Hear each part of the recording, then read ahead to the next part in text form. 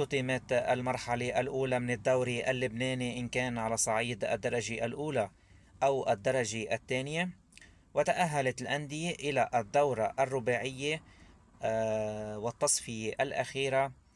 الدورة الرباعية للدرجة الأولى بتضم أندية الأنصار، النجمة، العهد وجوية. حيلعبوا بينهم دوري من مرحلتين ذهاب وإياب، يعني بواقع 6 مراحل و6 مباريات لكل فريق.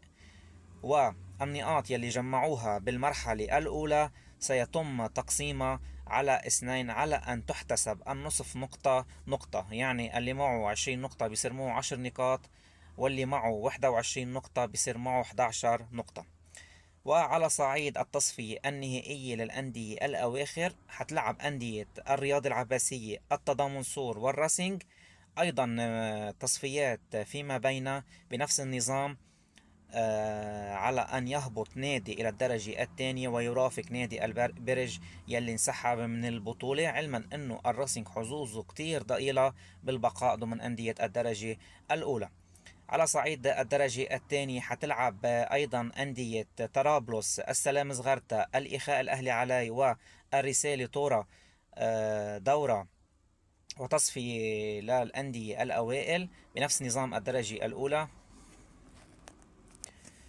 أما أندية تجمع شباب بعلبك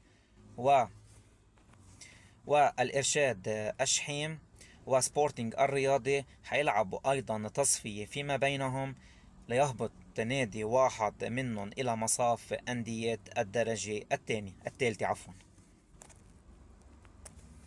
على صعيد نهائي كأس لبنان، نهار الأربعاء ب8 تموز المقبل الساعة 9:30 يواجه النجمة الحكمة بنهائي كأس لبنان.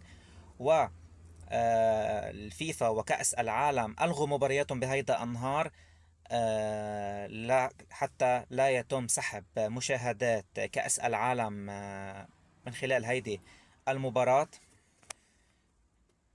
ومن سيتوج باللقب؟ هل سيكون اللقب التاسع للنجمة أم اللقب الأول للحكمة؟ سؤال ستجيب عنه الأيام المقبلة.